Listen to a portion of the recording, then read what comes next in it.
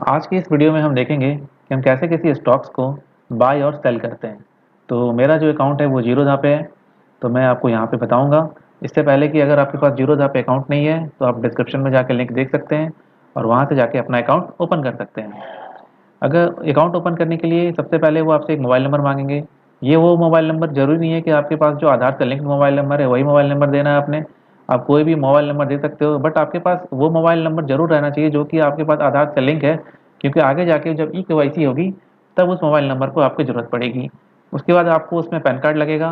Pan card के साथ साथ आप उसमें आपके सिग्नेचर लगेंगे। और अगर आपको सिर्फ स्टॉक्स में ट्रेडिंग करनी है तब तो आपको इनकम प्रूफ की कोई ज़रूरत नहीं पड़ेगी। लेकिन अगर आपको फ्यूचर एंड ऑप्शंस में ट्रेडिंग करनी है तो फिर आईटीआर की कॉपी या फिर फॉर्म 16 या सैलरी स्लिप आपको लगेगी।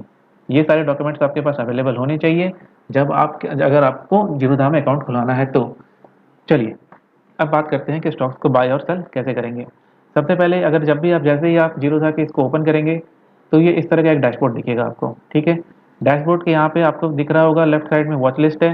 वॉच लिस्ट के सबसे ऊपर पे हम क्लिक करेंगे और सपोज कर लो कि हमें एसबीआई के स्टॉक्स को खरीदने हैं, तो हमें लिखना होगा SBIN, ठीक है।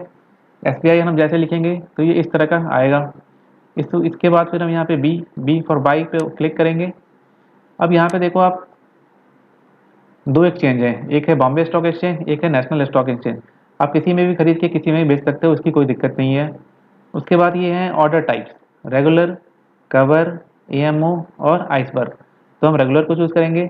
आइसबर्ग को हम तब चूज़ करते हैं जब हमारी क्वांटिटी, जो स्टॉक की लिमिट है वो 1 लाख क्वांटिटी की लिमिट होती है।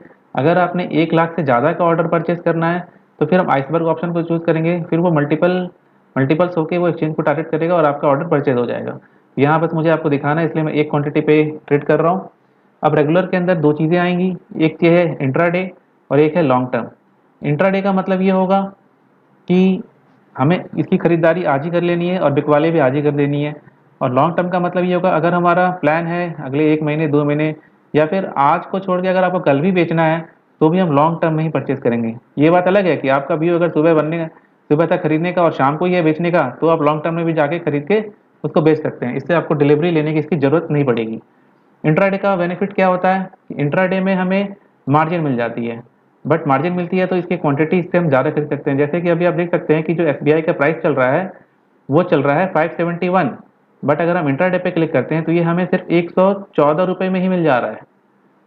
तो इसका बेनिफिट ये है इंट्राडे पे ट्रेड करने का, ठीक है। तो अगर हम इसको 114 रुपये के हिसाब से हम इसको अगर बाई कर लेते हैं तो बाई के लिए सीधा सीधी हमें ऑप्शन पे क्लिक करना है और ये बाई पे क्लिक करेंगे तो ये बाई हो जाएगा, ठीक है। बाई पे क्लिक करने के बाद अब हमें ऊपर में देखना है कि ऊपर में जो दिख रहे हैं आपको ये सारे dashboard, orders, holdings, position, fund, apps.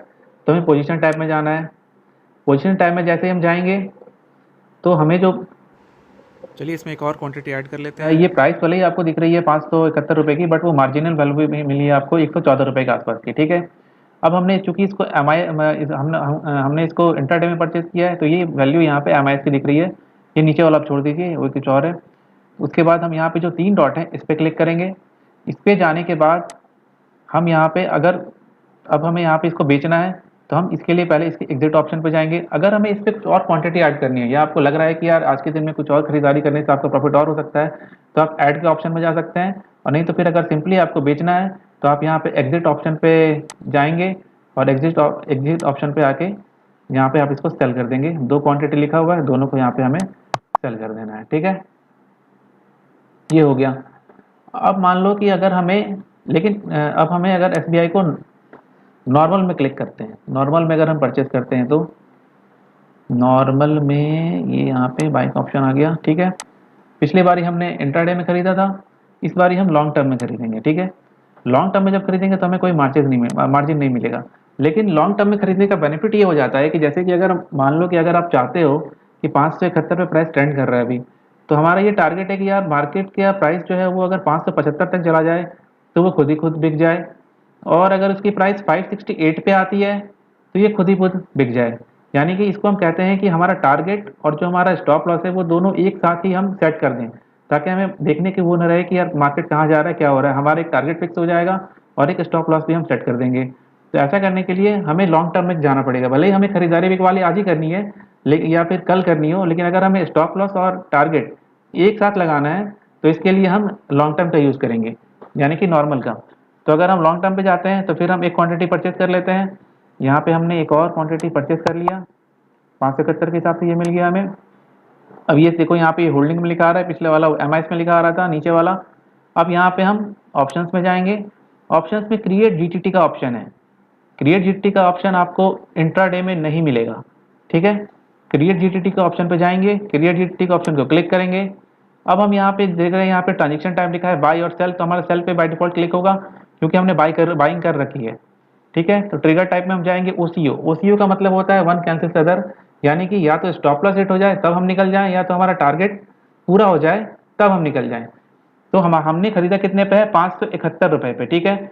तो हम इसके यहाँ पे ट्रिगर प्राइस लिख देते हैं। हमारा टारगेट ये है, व्यू है कि हम 568 का लॉस हो तो हम निकल जाएंगे, इससे ज़्यादा का लॉस हम लेना नहीं चाहते, ठीक है। क्वांटिटी सेलेक्ट कर लेंगे, चूंकि हमने एक ही खरीदा है तो एक ही लिखा है। अब प्राइस, ये ट्रिगर प्राइस है। ट्रिगर प्राइस की वो प्राइस होती है जहाँ पे जैसे ही ये प्राइस अगर आएगी मार्केट में तो ये ब्रोकर आपके एक्सचेंज को हिट कर देंगे वहां पे जाके फिर। और किस प्राइस से आप बेचना चाहते हैं, तो हम 568 पे ही बेचना चाहते हैं, ठीक है। तो ये हो गया हमारा ट्रिगर प्राइस। अगर हम टारगेट का प्राइस क्या है, तो हमने खरीदा कितने में है, 571.30 पे, ठीक है। तो हम इसका टारगेट रख देते हैं 575, या जो भी आपका टारगेट है वो आप लिख दीजिए, मैं बस समझाने के लिए कर रहा हूँ 575, ठीक है। फिर यहाँ पे हमने लिख देंगे 575, ठीक है। अब हम इसको प्लेस कर देंगे। अब हमारा जीटीटी क्रिएट हो गया। जीटीटी को हम देखेंगे कहाँ पे, तो इसके लिए हम ऑर्डर्स के टाइप पे जाएंगे। ऑर्डर्स के टाइप पे आप देख सकते हो, जब खोलोगे तो ऑर्डर पे जीटीटी का ऑप्शन खुलेगा और ये जीटीटी यहाँ पे दिख रहा है कि ये जीटीटी एक्टिव है।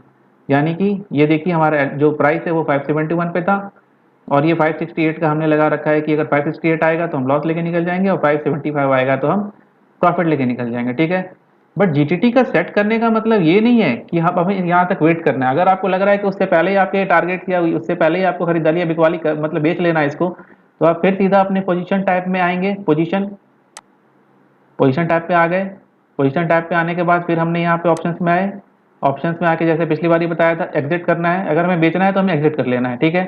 तो हम एग्जिट पे आ गए। एग्जिट पे आने के बाद सीधा हमने एक क्वांटिटी खरीदी था और यहाँ से आके हम उसको चाहो तो यहाँ से पहले भी सेल कर सकते हैं। अब हमने इसको मैनुअली एग्जिट किया है, तो जो जीटीटी हमने लगाया था उसको हमें रिमूव करना होगा, ठीक है। ये फिर जीटीटी में आ गए हम। जीटीटी पे यहाँ पे फिर 3 डॉट दिख रहे हैं, ऑप्शन में गए और इसको हम डिलीट कर दिए। फिर डिलीट पे गए और जीटीटी को हमने डिलीट कर दिया, ठीक है। दोस्तों, ये जो ट्रेडिंग के जितने भी वीडियोस होते हैं इसको सीखने में थोड़ा टाइम लगता है। तो अगर आपको वीडियो एक बार में समझना है तो आप मल्टीपल टाइम्स चला के देखें। और अगर आपको सीखना है तो सबसे पहले एक अकाउंट ओपन कर लें। अकाउंट ओपन करोगे तो आने वाले टाइम पे, मैं अभी बेसिक्स के वीडियो बना रहा हूँ, आने वाले टाइम पे जो भी वीडियोस बनेंगी वो थोड़ी ऊपर की बनेंगी। तो धीरे धीरे करके मैं सारे बेसिक्स कवर करते जाऊँगा। तो अगर आपको ट्रेडिंग में, हालांकि ट्रेडिंग जो है या इन्वेस्टमेंट है वो काफ़ी रिस्की प्रोफाइल है, इसके लिए आप अपने फाइनेंशियल एडवाइजर की हेल्प ले लें और खुद की एनालिसिस करें पहले, ठीक है। तो उम्मीद करता हूँ कि आज के वीडियो में आपने ये सीख लिया होगा कि कैसे हम स्टॉक्स को परचेस करते हैं और बेचते हैं। और आगे जाके कुछ वीडियोस में मैं दिखाऊंगा कि कैसे हम फ्यूचर एंड ऑप्शंस में अगर हमें ट्रेडिंग करनी है तो उसमें कैसे ट्रेडिंग करते हैं, ठीक है। तो मिलते हैं हम अपने नेक्स्ट वीडियो में। वीडियो अगर मेरा अच्छा लग रहा है तो चैनल को सब्सक्राइब करें, लाइक करें और शेयर करें। Thank you.